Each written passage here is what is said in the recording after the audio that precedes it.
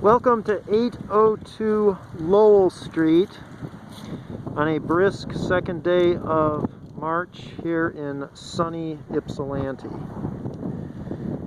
The house consists of 4 apartments.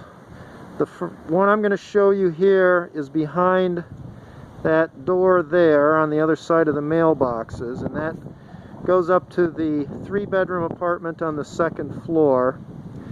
There is also a 2-bedroom apartment on the 1st floor that is accessed through this yellow door, and then the green door on the side here goes to a small efficiency on the back half of the 1st floor.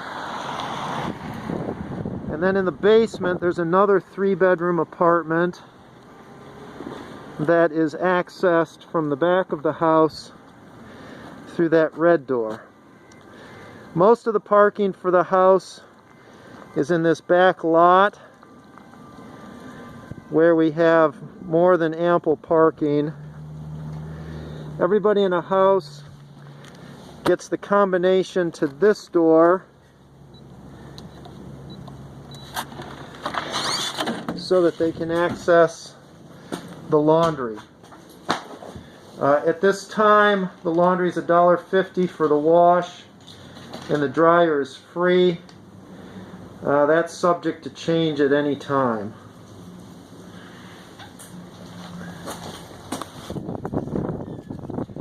So let's walk around and have a look at the inside. You're looking at Eastern Michigan's easternmost campus boundary across the street there.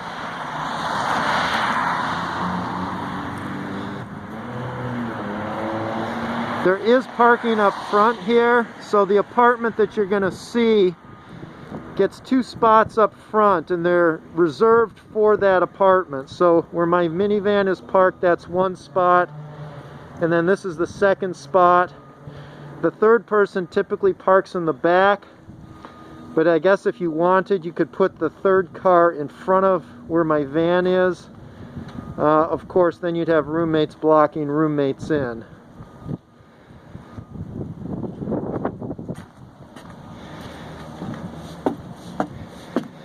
The plan is for the mailboxes to match in color the doors of the different apartments.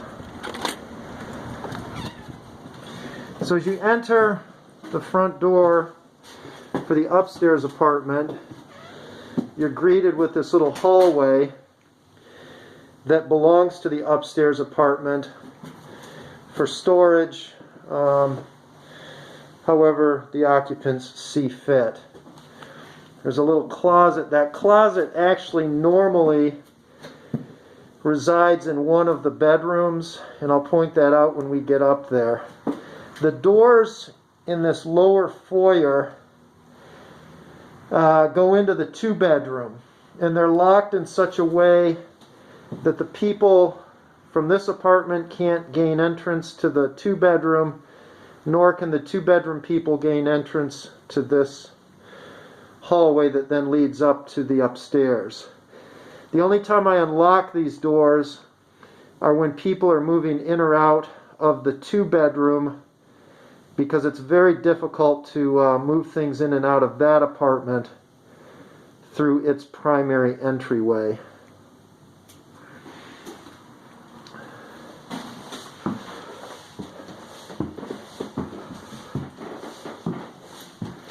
As you climb the steps, there's a little window that looks out to the north.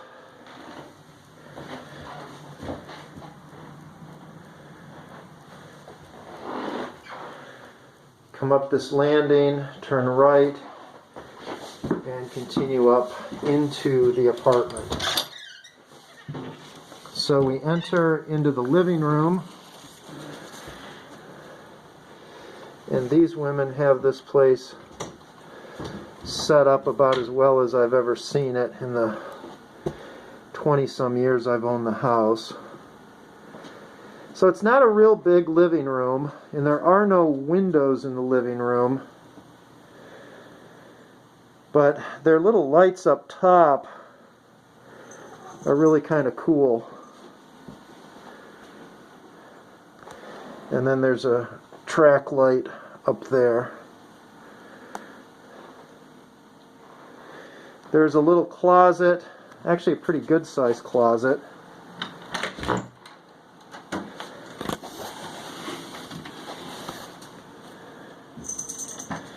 Storage up top.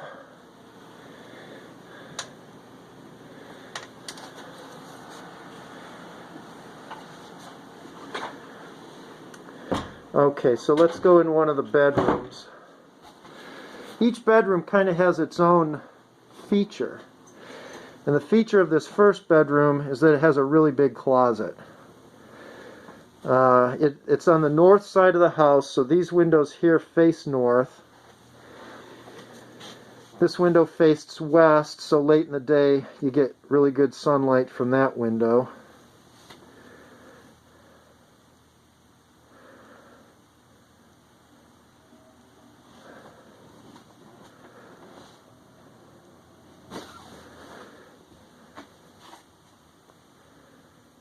Just trying to give you an idea of size and how things are laid out. So this is the big closet for this bedroom. It has its own light, its own window. I mean, it's not enormous, but as far as closets in old houses that have been split into apartments go, it's a pretty decent setup.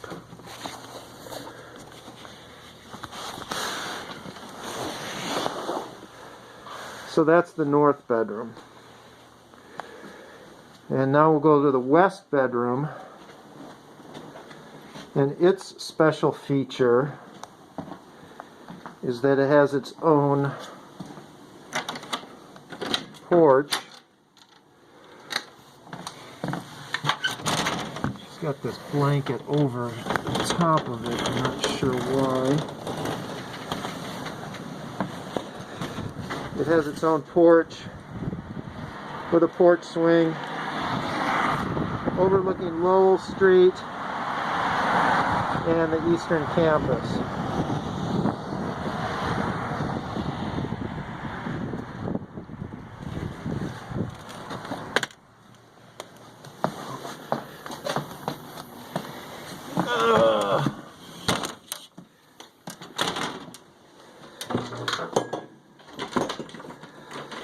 Okay, so this bedroom has what I would describe as a pretty normal size closet.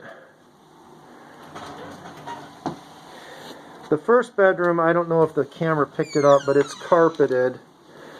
The other two bedrooms have this laminate flooring, which is pretty nice. These windows here face west. And this window faces south. This door leads into the bedroom that we haven't gone into yet. And it does open.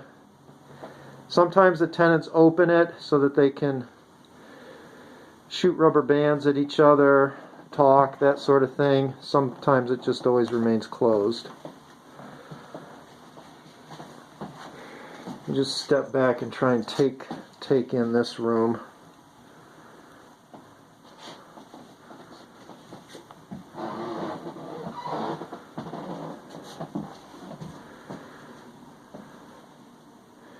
So for the living room that's a little bit on the small side, what makes this apartment popular, other than being so close to campus, is that the bedrooms are pretty good size. And then this is the south bedroom, and all three windows face the south, so it gets really good light. In the summer there is a tree out there, and when it's full of leaves it's shaded, which is probably a good thing, otherwise it would be really hot in here. There is no central air conditioning in this house. I think these women ran a couple of air conditioners. Usually people only run one. I don't know that the electrical system will support any more than 2. So bear that in mind. Again, laminate floors. And they really have it looking nice.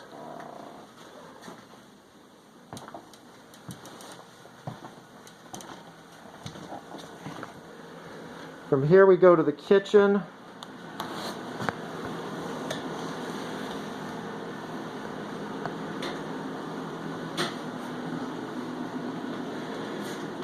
It has what I call an apartment-sized stove that's electric.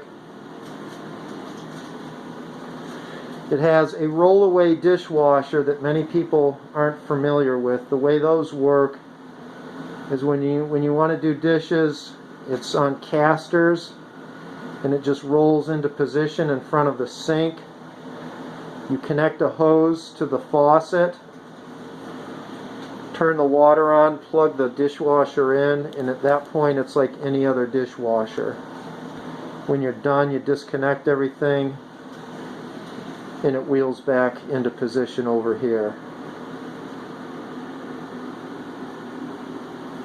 So it's kind of a, it's an older kitchen, but it's, I don't know, kind of fun with the retro tile and whatnot. Lots of drawers. It does have a garbage disposal.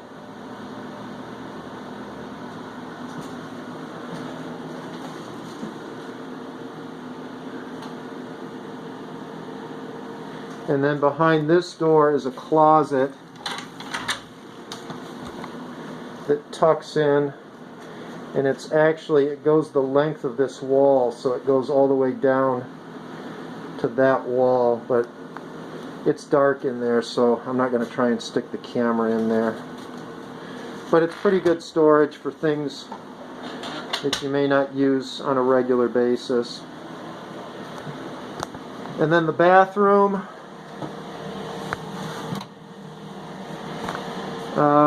It has, as you enter, a linen closet of pretty good proportion,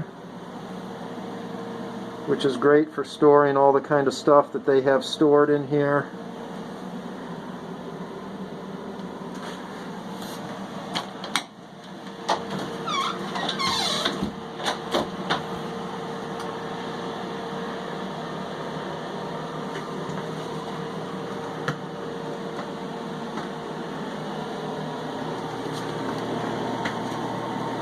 For some reason this is popular. I trimmed this out with an old tree trunk that still had some branches on it, so you can hang your bathrobe on that.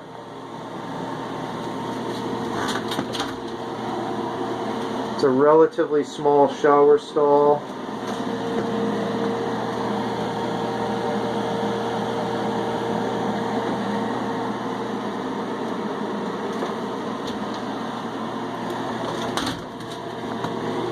And then the window with that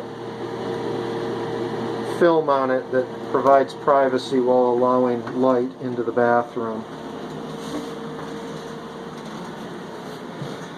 So this house has one furnace for all 4 apartments, and the thermostat is located in the basement and it's locked off at 70 degrees. I have it down there because historically the basement runs cool, and if it's 70 degrees in there, historically the rest of the house has been adequately heated.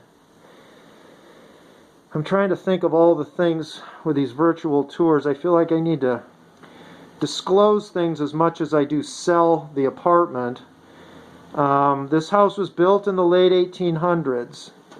And as with all of the old houses I look after, as well as I suspect every other old house in the Ann Arbor, Ypsilanti area, there's a risk of a mouse getting into your living space. This past fall, we had mice in a couple of the apartments, And I hired a guy to come out and repoint some of the foundation and whatnot, and that seemed to get rid of the problem. Trying to think what else. It's a non-smoking house, and that isn't, that includes but is not limited to cigarettes, marijuana, vaping, hookahs, pipes, cloves, anything that will potentially annoy your neighbor. Because there's one furnace, everybody's kind of breathing the same air. It all gets circulated around. So I think that's it. 802 Lowell Street, apartment number 1.